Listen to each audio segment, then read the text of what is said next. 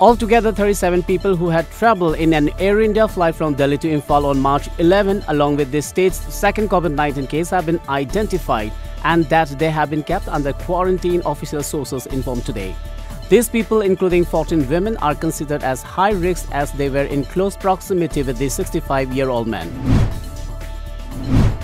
The number of COVID-19 cases in the country climbed to 2,902 today, while the death toll rose to 68, according to the Union Health Ministry. The number of active COVID-19 cases stands at 2,650, while 183 people were either cured or discharged and one had migrated to another country, it said. As per media reports, the highest number of confirmed cases of the pandemic was reported from Maharashtra at 423, followed by Tamil Nadu with 411 infections.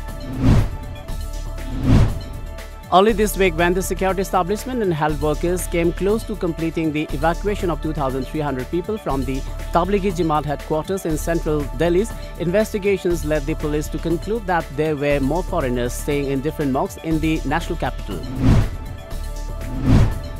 Social Development Club SDC Laifam Kuno Makhalika in Imphal is in association with Laifam Kuno Makhalika Gram Panchayat members Samurai Lapram Somojesh Sharma, volunteers of Laikaigi Singlop local clubs and Mairapai distributed edible items to more than 250 households at Laifam Kuno Makhalika today.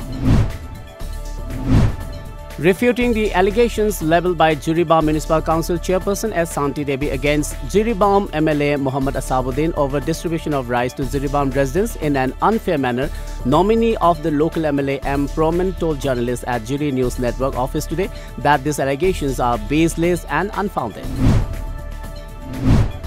Manipur Governor Dr. Nazma Heptullah has extended greetings to the people of Manipur, especially to Jain brethren on the sacred and auspicious occasion of Mahavir Jayanti 2020.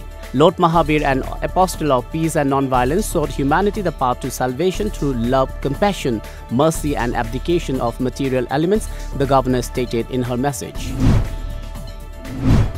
President Donald Trump says his administration is encouraging many Americans to wear face masks in public, though he stresses that the recommendation is optional and is conceding that he will not be complying with it, a media report said. The Trump administration's expected new guidance that many people in the United States should start wearing face coverings when out in public is raising concern that it could cause a sudden run on masks.